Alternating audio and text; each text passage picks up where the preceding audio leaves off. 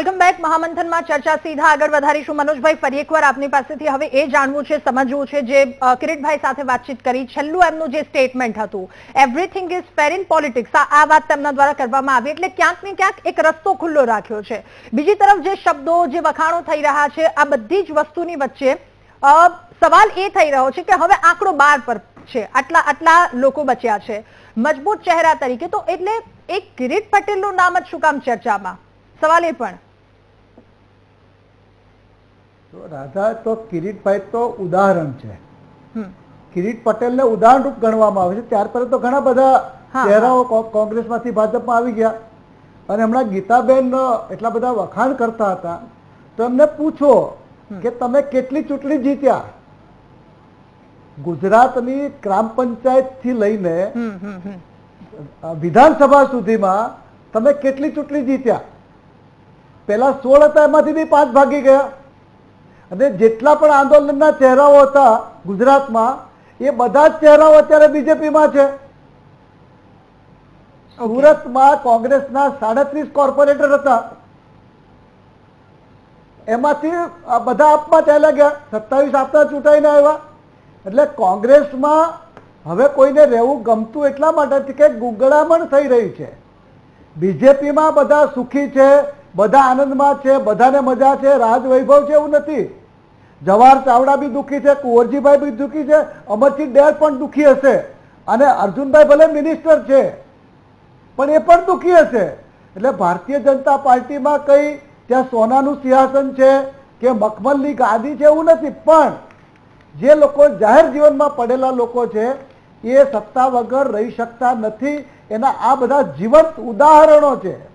અને જાણીતા લોકો થયું કે ફૂટપાથનો કાર્યકર ભાજપ છોડીને કોંગ્રેસમાં આવે કે કોંગ્રેસમાંથી ભાજપમાં જાય તો સમજી શકાય, પણ જે ધુરંધર નેતાગીરી છે કોંગ્રેસની, જે હતી એક જમાનામાં કે જેમના નામે મતો મળતા હતા, એવા લોકો કેમ ભાઈ ભાજપમાં ગયા? રાજકોટમાં વિઠ્ઠલભાઈ રાદડિયા શું કામ ભાઈ ભાજપમાં ગયા? એટલે કોંગ્રેસને મેં અગાઉ કહ્યું એમ, કોંગ્રેસનું ક્રમશઃ ધોવાણ થઈ રહ્યું છે. અને એ ધોવાણ થવા પાછળ બીજું કોઈ નહીં, કોંગ્રેસની નેતાગીરી જવાબદારી છે.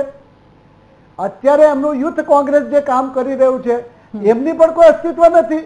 એમને બી એબીપી સાથે જોડાવવું પડે છે. એટલે ગુજરાતના રાજકારણમાં ગુજરાતની પ્રજા અન્ય રાજ્યો કરતા શાણી છે. ગુજરાતના લોકો વેપારી પ્રકૃતિના છે. એટલે ગુજરાતમાં તોફાનો, રાજકીય તોફાનો થતા નથી. તમે યુપી, બિહાર, આંધ્રપ્રદેશ, બંગાળમાં જાઓ, કતલેઆમ થાય છે, મર્ડરો પણ થાય છે.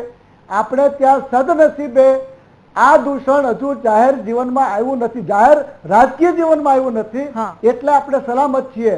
પણ એક વસ્તુ એટલી જ છે કે કોંગ્રેસ હવે સમજી જવું જોઈએ કે અમારો અહીંથી પતનનો દોર શરૂ થઈ રહ્યો છે. કાં તો એમણે બહુ જબરદસ્ત બમ્પ સાથે આવવું પડે, જબરદસ્ત જુસ્સા સાથે આવવું પડે કે અમારે આ ચૂંટણી જીતવી છે. ચૂંટણીઓ જાહેર થાય છે, ઉમેદવારો જાહેર થાય છે, ચહેરાઓ જાહેર થાય છે, પણ એ ચહેરાઓને પાર્ટી તરફથી કેટલો સપોર્ટ મળે છે?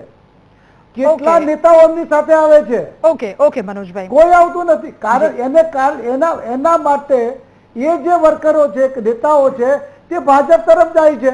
અને અગાઉ મેં કહ્યું, ભાજપમાં આનંદ નથી, ભાજપમાં બધા ખુશ નથી. ભાજપમાં એવું નથી કે ભાજપ છે એટલે સ્વર્ગ છે. ભાજપમાં બી દુઃખના ઝાડ છે, ભાજપમાં બી સોયની પથારી છે. આપણે જોઈ રહ્યા છે, અનુભવી રહ્યા છે. એટલે ઇન શોર્ટ એટલું કહી શકાય કે કોંગ્રેસને નેતાગીરીએ, નેતૃત્વએ મનોમંથન કરવાની જરૂર છે કે આપણે કેમ ગુજરાત કબજે કરી શકતા નથી. જે રાહુલ ગાંધીએ કીધું હતું કે હવે અમે ગુજરાતમાં અમારી સરકાર બનાવીશું. ક્યાં ગયા રાહુલ ગાંધી? સમયનો પણ અભાવ છે. ગીતાબેન, એક સવાલની સાથે મનોજભાઈને તમામ સવાલો સાથે સવાલ એ પણ પૂછવો છે કે તમે જે વાત કરી, ઓલ ઇઝ વેલ, બધું બરાબર છે, આ વાત કરી, આટલા મજબૂત ચહેરાઓ અત્યાર સુધીમાં જે ગયા, આગામી સમયમાં જે જશે, શક્યતાઓ જે દેખાઈ રહી છે, આ બધું શું કામ? ક્યાંક ને ક્યાંક કંઈક વસ્તુ અંદર નહીં બધું બરાબર હોય એટલા માટે. અને સાથે કમબેકની વાત કરી છે. આગામી સમયમાં ચૂંટણીઓ, કેટલું જોરદાર કમબેક રહેશે, એની શું તૈયારી? ખૂબ ટૂંકમાં, સમયનો પણ અભાવ છે. ખૂબ જ પ્લાનિંગ સાથે ઇલેક્શનની તૈયારીઓ ચાલી રહી છે. બધી જ કમિટીઓ પણ બની ગઈ છે. અને જેવી રીતે યુથ ને NSUની એમને વાત કરીને દારૂ અને ડ્રગ્સના મુદ્દે ખૂબ આક્રમક રીતે યુનિવર્સિટીની અંદર લડાઈ પણ લડી રહી છે. સાથે સાથે મહિલા સંગઠનો પણ મોંઘવારીના, અત્યારે જુઓ કે ગુજરાતની અંદર ગેસના બાટલાનો સૌથી મોટો ગંભીર પ્રશ્ન છે, એના મુદ્દે આજે મહિલા કોંગ્રેસ પણ ખૂબ લડાયક રીતે લડી રહી છે ગુજરાતની અંદર. સાથે સાથે બધા જ હોદ્દેદારો પોતાના રીતે કામ કરી રહ્યા છે. જેવી રીતે મનોજભાઈએ વાત કર્યું એવું વખાણ કરવા જેવું કરતા કોંગ્રેસ પાર્ટીના કાર્યકર્તા ખૂબ તાકાતથી લડી રહ્યા છે. ક્યાંક એવું બને કે ગુજરાતની અંદર સીટો ઓછી આવે છે એટલે એવું જે તમે કહી રહ્યા છો કે ગુજરાતની અંદર કોંગ્રેસ દિવસે ને દિવસે નબળું પડતી રહી છે, પણ ચોક્કસ નબળી પડી છે, સાથે સાથે એક તાકાતથી કામ પણ કરી રહી છે, એક ટીમ વર્ક સાથે ગુજરાતની અંદર કામ કરી રહી છે. અને ગુજરાતની અંદર જેટલા પણ મુદ્દાઓ જે ચાલી રહ્યા છે, એ મોંઘવારીના હોય, પેટ્રોલની લાઈનો હોય, ખેડૂતોના પ્રશ્નો હોય, યુથના પ્રશ્નો હોય, બેરોજગારીના હોય, મોંઘવારીના હોય, કોંગ્રેસ તાકાતથી લડી રહી છે. અનિલભાઈ, એ સવાલ આપને પણ કે જો આટલા મજબૂત છીએ તો પછી સામેના પક્ષથી, વિપક્ષથી નેતાઓ લાવવાની શું કામ જરૂર પડે છે? સાથે આપની તૈયારી આગામી સમયની ચૂંટણીને લઈને અને આપની જે વાત હતી એ પણ રજૂ કરશો. જો રાધા, આખી ચર્ચાના બે મુદ્દા છે. એક, કોંગ્રેસમાંથી લોકો કેમ છોડીને જાય છે અને કિરીટભાઈના વખાણ કેમ કરે છે. આખી આપણી 1 કલાકની ચર્ચાના બે મુદ્દા છે.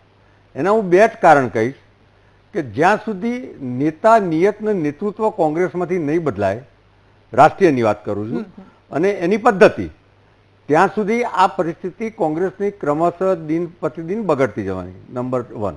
અને બીજો મારો જવાબ છે કે જ્યાં સુધી કોંગ્રેસ એની ગળથૂથીમાંથી નકારાત્મક રાજનીતિ દૂર નહીં કરે ત્યાં સુધી કોંગ્રેસની સ્થિતિ આ રહેવાની. અને કિરીટભાઈ પટેલ ધારાસભ્ય જેવા હકારાત્મક, હું એમને કોઈ આમંત્રણ આપતો નથી આપના માધ્યમથી, પરંતુ હકારાત્મક એ પોતે પણ કહે છે કે હું કોંગ્રેસનો ધારાસભ્ય. અને કિરીટભાઈ માટે લગભગ દર વર્ષે આવી એકાદ ચર્ચા થાય છે. કેમ? કારણ કે એ પોઝિટિવ એટીટ્યુડના વ્યક્તિ છે અને એમનું નેતૃત્વ એમના વિસ્તાર માટે હકારાત્મક છે.